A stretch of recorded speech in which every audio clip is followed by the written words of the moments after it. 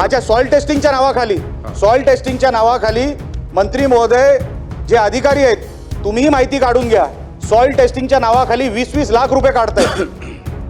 Soil testing खरोखर होत आहे का तिकडे बघून घ्या.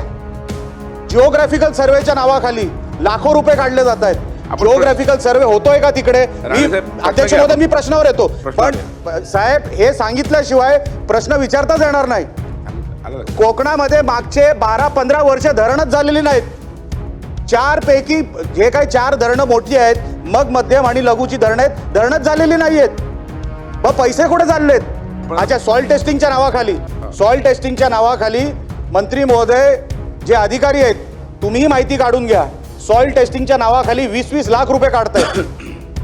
सॉइल टेस्टिंग खरोखर होत आहे का तिकडे बघून घ्या. जिओग्राफिकल सर्वेच्या नावाखाली लाखो रुपये काढले जात आहेत. जिओग्राफिकल सर्वे होतोय का तिकडे? अध्यक्ष महोदय, मी प्रश्नावर येतो, पण साहेब हे सांगितल्याशिवाय प्रश्न विचारताच येणार नाही. कोकणामध्ये मागचे 12-15 वर्ष धरणच झालेली नाहीत. 4 पैकी जे काही 4 धरणं मोठी आहेत, मग मध्यम आणि लघुची धरणं आहेत, धरणच झालेली नाहीयेत. मग पैसे कुठे चाललेत? सॉइल टेस्टिंगच्या नावाखाली पैसे काढले जात आहेत. जिओग्राफिकल सर्वेच्या नावाखाली पैसे काढले जात आहेत. पैसे कुठे चाललेत? धरणांची कामं तर होत नाहीये. हा जो काही कॉन्ट्रॅक्टर आहे यांनी 4 दिवसापूर्वी आता तिकडे दगडी टाकायला सुरुवात केली परत, जेव्हा त्याला कळलं की या विषयावर माझी लक्षवेधी आहे, आणि अधिकाऱ्यांना सांगितलं मी या वर्षाच्या आत मी काम पूर्ण करतो.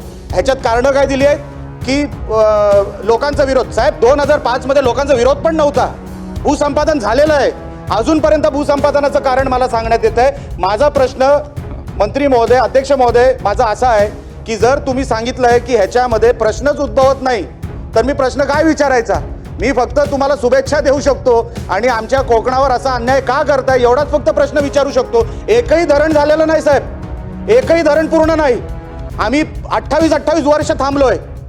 28 ते 30 वर्ष एकही धरण पूर्ण नाही. बाजूला निकम साहेब आहेत, तेही त्यांनाही बोलायला संधी द्या, तेही सांगतील एकही धरण आमच्या कोकणामध्ये पूर्ण का होत नाही एवढं मंत्री महोदयाने आम्हाला उत्तर द्यावं.